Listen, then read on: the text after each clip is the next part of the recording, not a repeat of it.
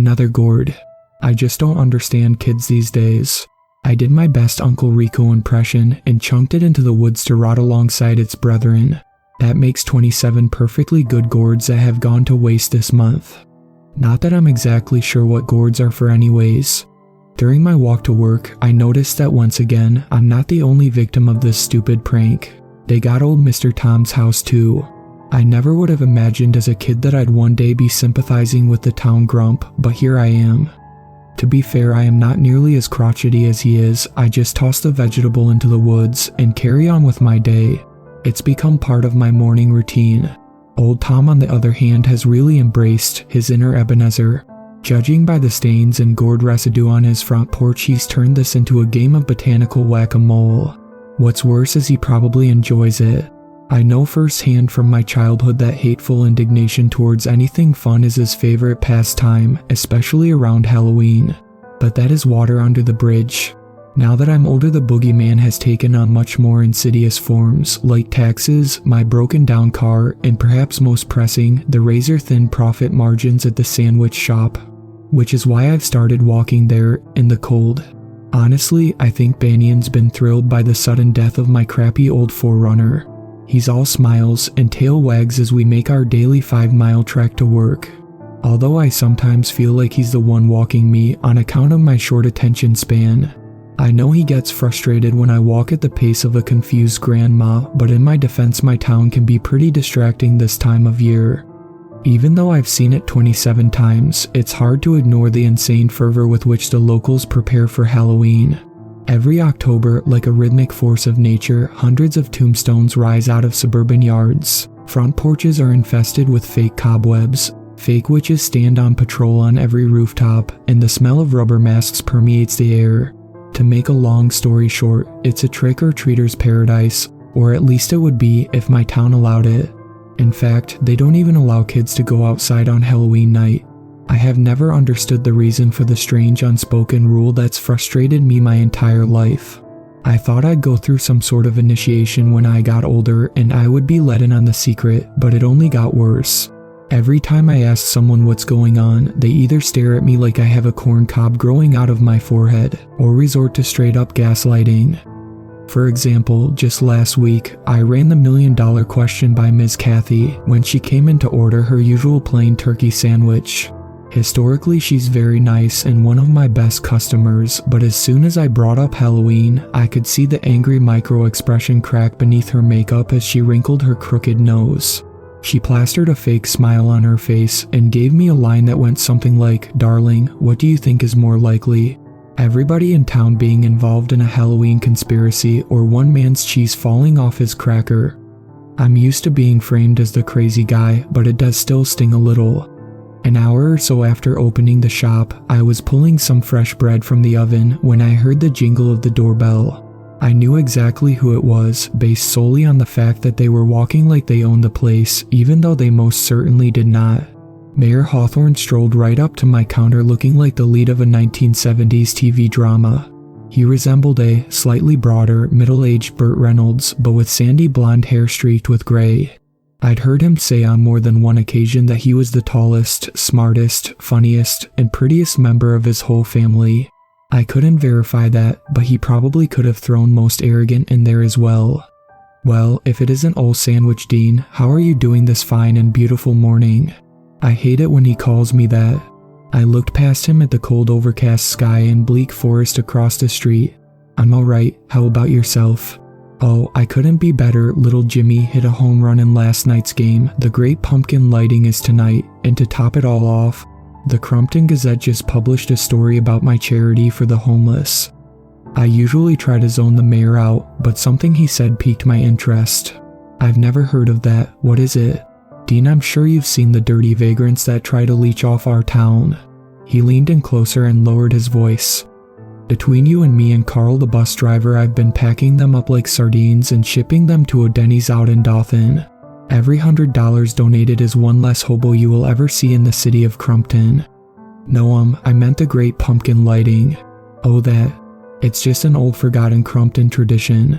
The town elders are insisting that we bring it back. From my understanding, there will be a bunch of pumpkins there, somebody will say something, and then we get to light them. I get to light the biggest one. You should come on down, it'll be in the graveyard across from Christ Church at 8 o'clock. The graveyard.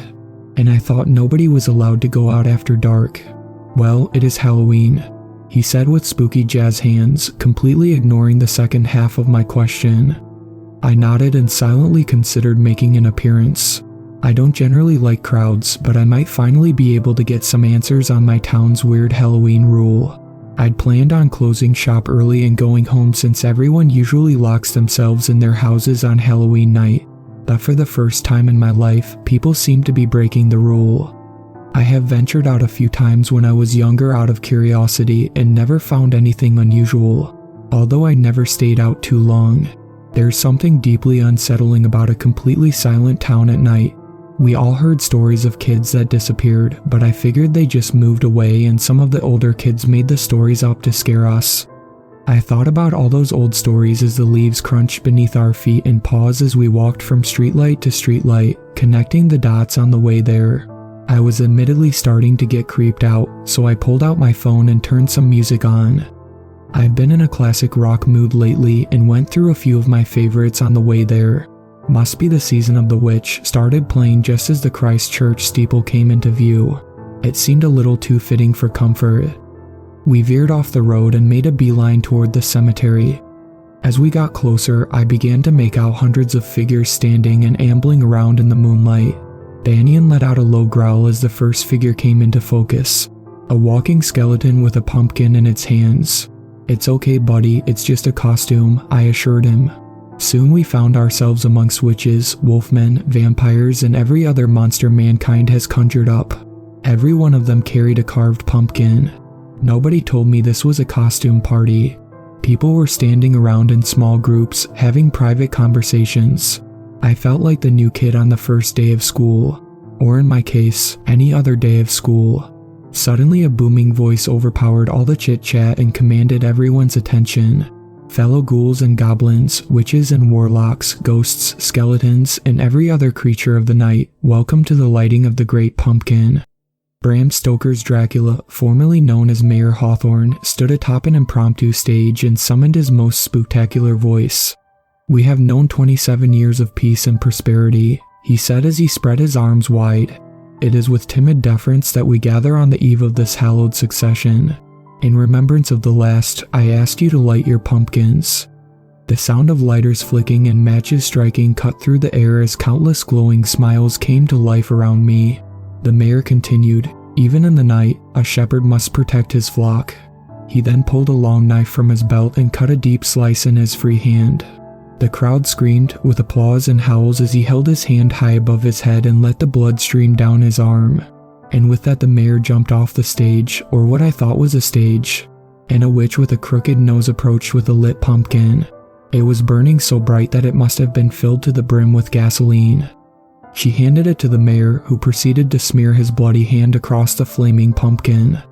In the orange glow I could now make out what he'd been standing on. It was a giant wooden jack-o'-lantern.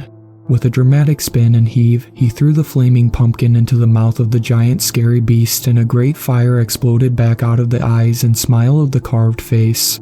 The whole thing was swallowed up in flames, and everyone kept their reverent eyes on the burning pumpkin effigy, except for the mayor, who was staring right at me. Apparently, he knew a hell of a lot more about the Great Pumpkin lighting than he let on. Banyan instinctively backed up. "What do you say we get out of here, buddy?" He whimpered and we turned to leave. On the way out, every one of my strange neighbors gave us a wide berth as if they either respected or detested us. I felt an overwhelming feeling of attention on my back, so I threw my hoodie up in a feeble defense and we walked into the darkness. It was hard not to look over my shoulder on the way home. I knew once I started, I wouldn't be able to stop checking, so I kept my eyes forward and my ears on high alert. Maybe I shouldn't ask any questions about Halloween, or maybe I should just move to a less psychotic town. I didn't see a soul as I power walked my way back home. I was too freaked out to get distracted by anything like I usually do, so we were making good time. That is until I reached Old Tom's house. His front door was wide open. I called out to him, but nobody answered.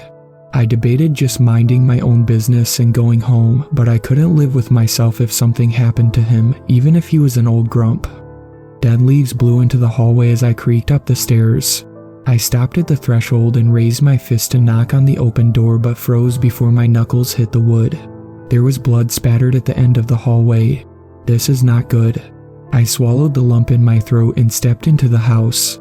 I crept to the end of the hall and leaned around the corner expecting the worst, but to my surprise there was no dead body. What I did find was a kitchen in complete disarray. It looked as if a drunken Tasmanian devil with a penchant for domestic violence had been released in the small room. Beyond the overturned kitchen table was a blue jacket. I recognized it as the one that the old man always wore. Poking out of the corner of one of the front pockets was a crumpled letter. My hands trembled as I unfolded it and read the hastily written words. I don't have much time. I'm sorry I didn't figure it out sooner. I thought I was cursed to carry this burden alone. They never told me anything. They made me think I was crazy until it was too late. They turned me into a monster, into a killer, but it would have been far worse if I didn't do my part. Through me, I believe it's limited to one night a year, but I think my time is up and I think they've chosen you to be. The letter abruptly ended. I didn't know who to call or trust. If the mayor was in on this, then the cops probably were too. Hell, the whole town was probably in on it. Behind me I heard Banyan yelp and scramble to run out the front door. Before I could turn around, a blinding pain erupted from the back of my skull and everything went black. When I came to, I thought I might be partially paralyzed, but gradually my foggy brain put the situation together.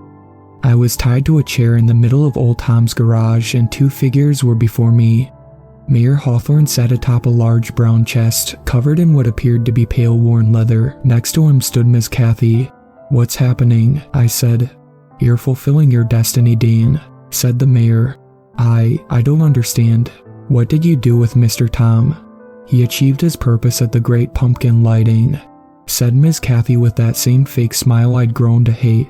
"What are you saying? Did you kill him? Are you going to kill me?"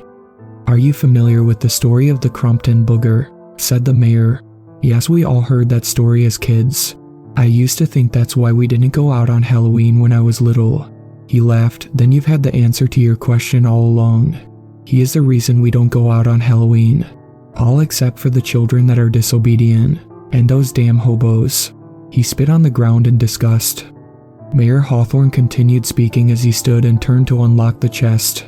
"I understand that the grief was hard on old Tom all these years, embodying something much greater than yourself, consuming the offerings, understanding that if he doesn't do it, none of us will make it to next Halloween. But it is an honor to be chosen. Once the bond is made, then it will return every year until the next cycle." He moved to the back side of the chest and slowly opened the lid. Then they carefully backed up a few paces through the open garage door and into the night air. A soft chittering, like a long hand strumming dozens of fingers on a table, began to emanate from the chest. Slowly a thick and gnarled stem emerged, and I now knew from the stories I'd heard as a child what would follow. A large, decrepit pumpkin climbed out of the chest and skittered towards me on long stringy entrails that acted like insect legs. I screamed bloody murder as the grotesque, bulbous parasite teetered in my direction. I strained and pulled against the ropes with all my might, but they wouldn't budge. It was getting closer and, in my desperation, I tried to push myself away with my feet, the only part of me that wasn't tied down. I began to helplessly fall backwards, and just before I lost sight of the pumpkin, a blur of fangs and fur flew into the open garage. As my world turned upside down, I heard the mayor and Miss Kathy yelling and tussling with my dog, and Banyan was barking and snapping in return. The chair hit the garage floor and was crushed under my weight. As it collapsed beneath me, the ropes tying me down loosened up and I scrambled to my feet, throwing them off me. The mayor grabbed Banyan, who had clearly gotten a few good bites on his bloody arms, and turned to chunk him out of the garage. Banyan went flying and hit with a thud, but the mayor didn't notice what was crawling up his leg until it was too late.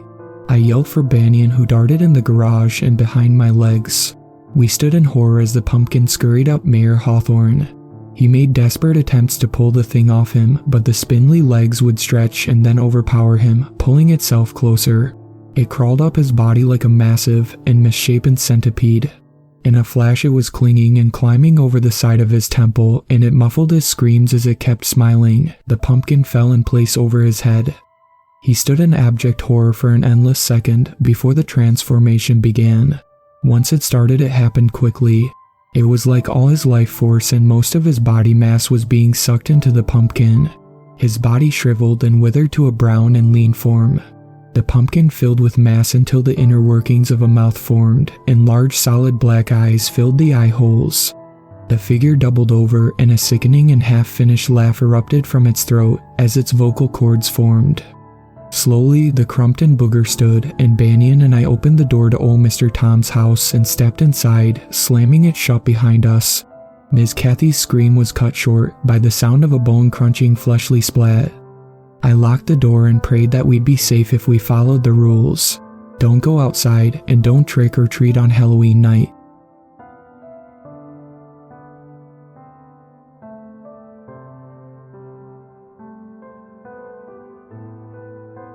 Thank you to my superfans, Sweet Black Swan, Tacy, and Brooklyn. I really appreciate you guys supporting my channel, and I look forward to making more content for everyone.